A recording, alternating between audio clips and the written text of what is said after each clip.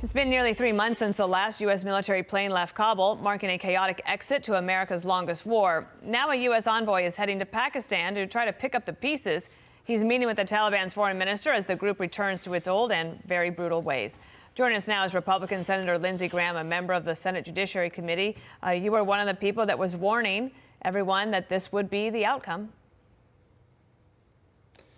Yeah, I mean, it was a logical outcome. If we left, the Taliban takes over. If the Taliban takes over, Al-Qaeda has safe haven. They attacked us on 9/11.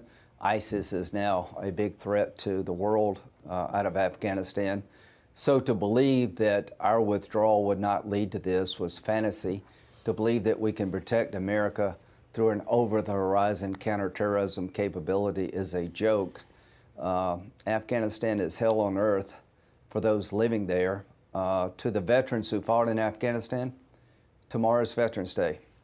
I'm warned with you. We betrayed our allies in Afghanistan. The Biden administration withdrew all of our forces in a dishonorable way. The likelihood of another 9/11 is great. To the veterans who served there, you did your job, you protected the homeland. Be proud of your service. And let's not forget those that we left behind in Afghanistan. I will never forget. And I'll fight to my last day as a senator to make sure that all of them can get out of that hellhole run by the Taliban. Senator, this comment about things getting worse there is probably beyond the imagination of a lot of people, but you firmly are in that camp. You've also known Joe Biden for a number of years. I'm going to guess and say it's 2 decades. Perhaps it's longer than that. Yeah. I want to take you back 14 years ago to a comment he made then about Afghanistan, its future, and U.S. involvement. 2007. Watch. The order goes out from I'm President of the United States. I issue an order. End the war today. Begin to withdraw all American troops. It will take a year to get the American troops out. And you leave those billions of dollars of weapons behind, I promise they're going to be used against your grandchild and mine someday. 14 years later, how do you view that comment? Well, he's the same guy that advocated for withdrawing from Iraq. The military told the Obama administration, if you go to zero, radical Islam will fill the void. It was called ISIS, and ISIS wreaked havoc on the world for years until Trump destroyed the caliphate. The military told President Biden that if you withdraw all of our forces, if you leave Bagram Air Base, we can't defend what's left and the place will collapse. Joe Biden has been the most incompetent president in my lifetime on foreign policy, worse than Jimmy Carter. He doesn't understand the nature of the war on terrorism. He believes we can withdraw from these regions and we will be safe. I've been saying for years, along with Senator McCain and many others, that we have to have some of our troops in the backyard of the enemy so they don't come to our backyard. President Trump got it down to 2,500 troops at Bagram Air Force Base. That was enough to hold the place together for a long time. And President Biden withdrew all of our forces. The Taliban have taken over 20 years after 9/11. Young girls are being sold because families can't afford to pay for the food. They have refused to help us when it comes to regulating and policing Al-Qaeda.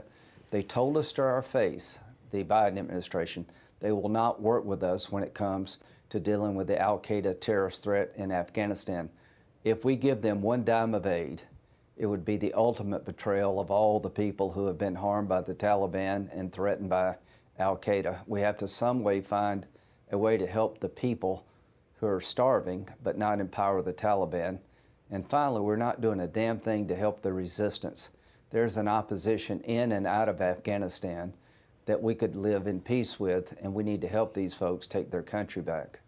Senator, Biden's approval rating on foreign policy is at 29%, and we have a poll up here we can put up for everybody to see. Yeah. I mean, 29%, that's pretty abysmal.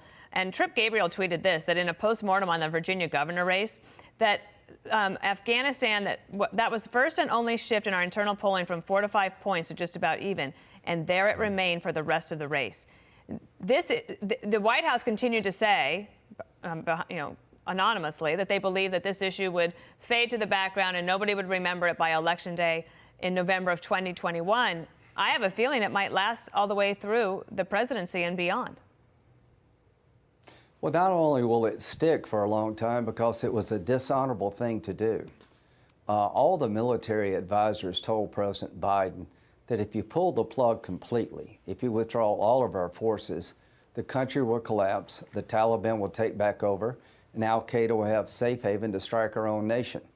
But the dishonorable aspect was to abandon the thousands who fought along our side. The insurance policy against another 9/11 by Biden was canceled with the withdrawal. Again, it's the most incompetent decision made since 9/11.